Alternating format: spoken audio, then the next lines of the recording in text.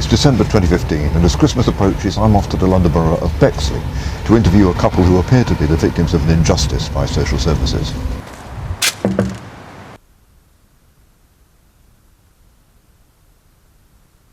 How did all this start? It started last year, July, when my son went to church and not knowing that he's been lying to us, that he's been going to church. So what was he doing instead? He's been going to meet friends or going somewhere which we don't really know. Just to hang out. He's been hanging out with, you know. His friends. I mean, what was his reaction when you confronted him with that? He said we should go to the church and ask the people there. Yeah. We went down there, we found out that he's been lying. And even he himself was embarrassed because they found him out. And when we got back home, I parked the car and he opened the door and ran off. What happened next? 8 minutes later, I saw like four police vans, four police vehicles. 4 police vehicles? Yeah, and they said that my son has actually made a complaint against me. That, so they picked him, I guess the police had picked him up, had they? A lady saw him when he ran off, and the lady actually called the police. Yeah. And they said my son has actually made an allegation against me. They arrested me in front of my children, my other 3 children. The police went to my kitchen. They brought out 2 tiny sticks that we use for plants there. These are just little sticks about that long, aren't they? Yeah, just tiny. They went up to my room, picked up all the belts I've got. You know, I keep belts. You know, I love leather belts. I guess you want your trousers to stay up. Yes.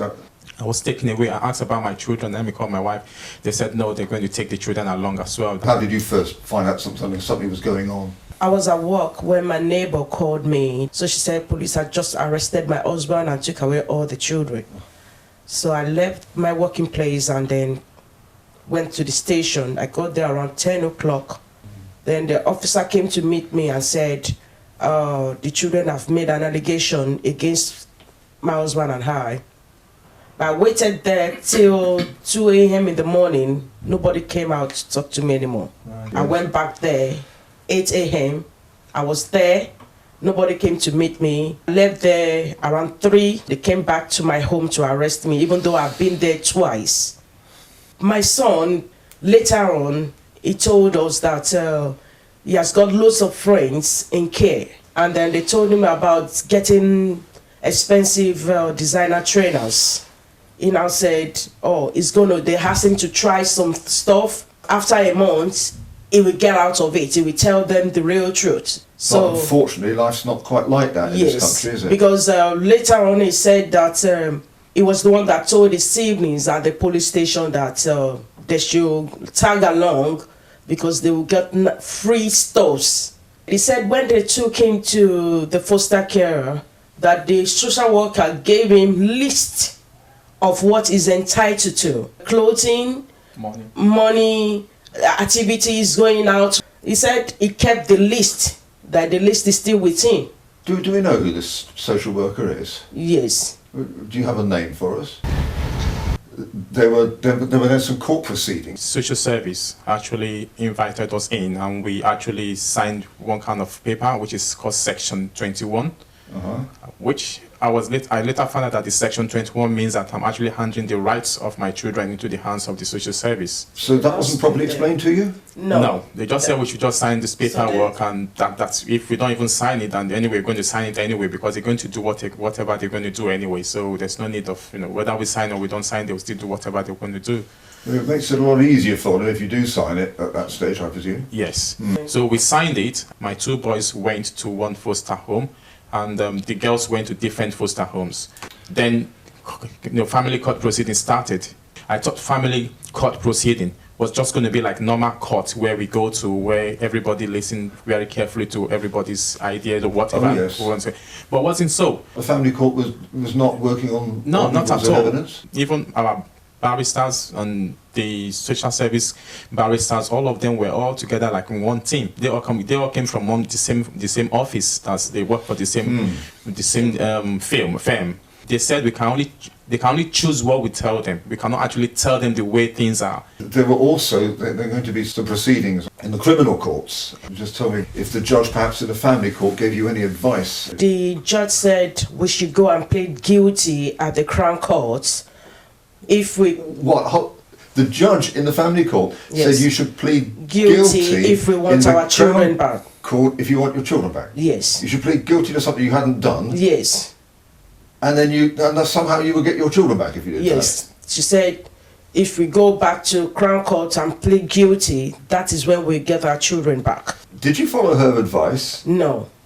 What happened when you came to the Crown Court? My son and his siblings went to see the family court judge Yes. to tell her exactly what really went wrong in the first place. Right. Okay. Because he said they are not listening, but he is willing to go to Crown Court Yeah. to say what is in his mind. Maybe they will listen there. Oh, bless him. But when the matter came on the 27th of July, 2015. Yes. yes, then the judge, the other three kids said they are not coming because they've already told the police that they've lied.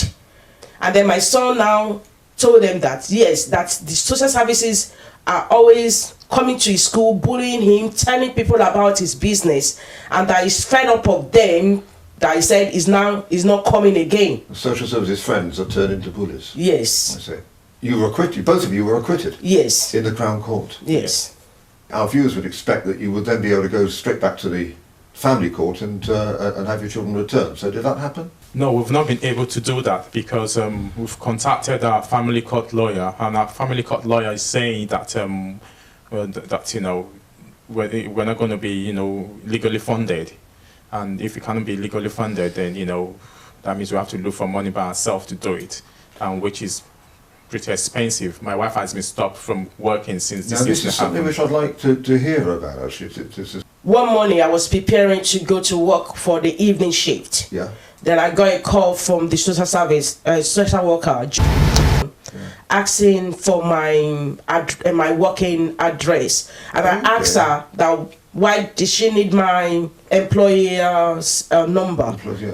She said she needs it because it's urgent for her to call them to tell them what's actually happening. And I told her I have not been found guilty yet. Why should you call them? So this was last year. This was 2014. That was like, yes. Shortly after the Yes. allegations were first made. Yes. Okay.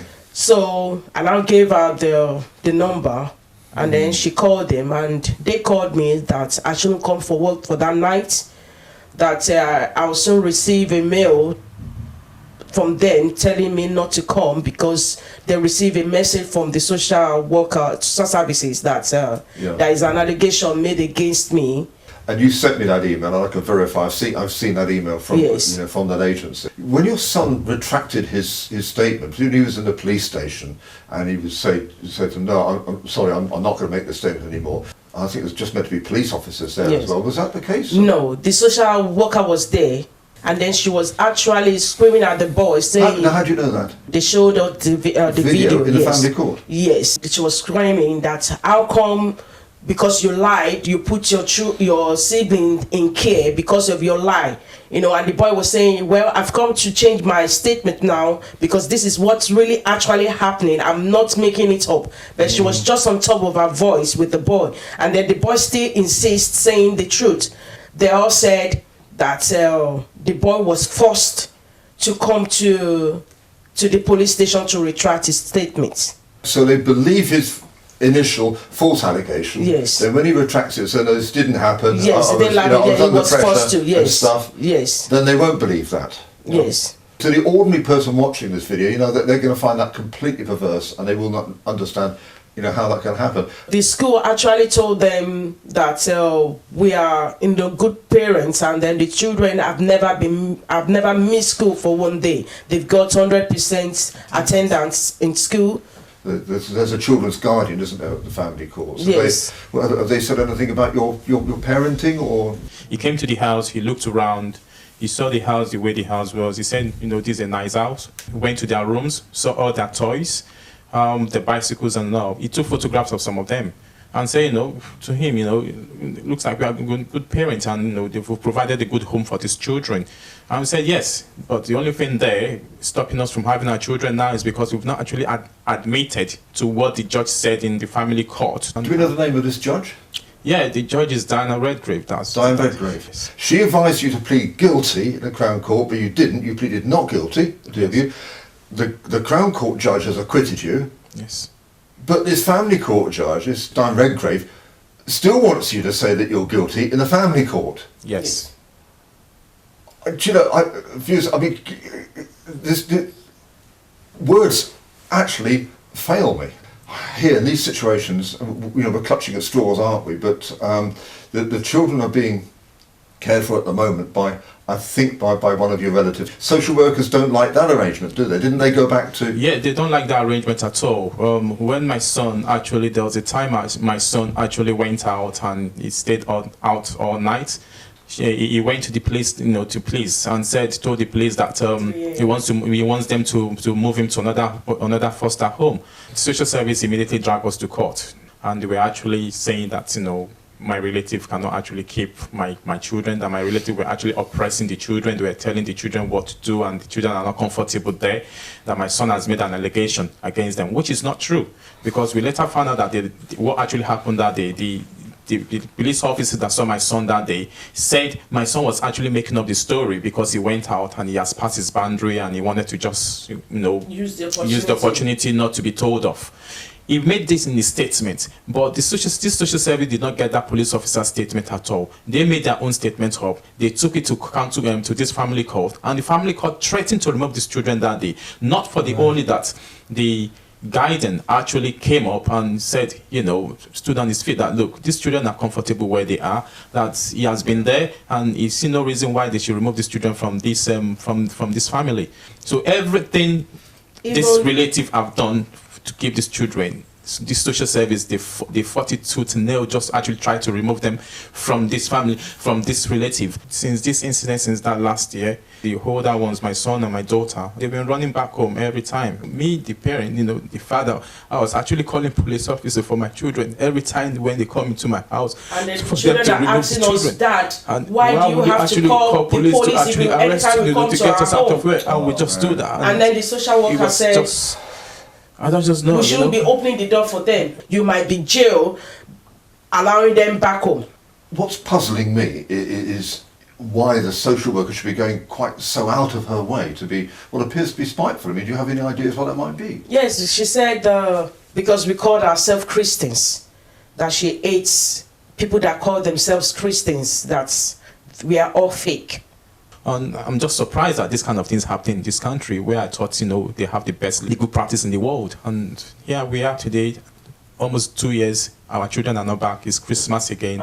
It's very hard because we saw the children last Sunday, and then they are saying the best thing God could do for them is to answer their prayer that they should come home for Christmas. So, and one of my girls was just crying that she really wants to come back home for Christmas, that everybody deserves to be with their family during the Christmas. And it really touched my heart, you know, not seeing my children, and we've worked so hard in this home. This is not the end of this matter. People watching this video will be wanting to pray into this situation, and we'll be praying that you get your children back, and anything we can do to help that, we will do.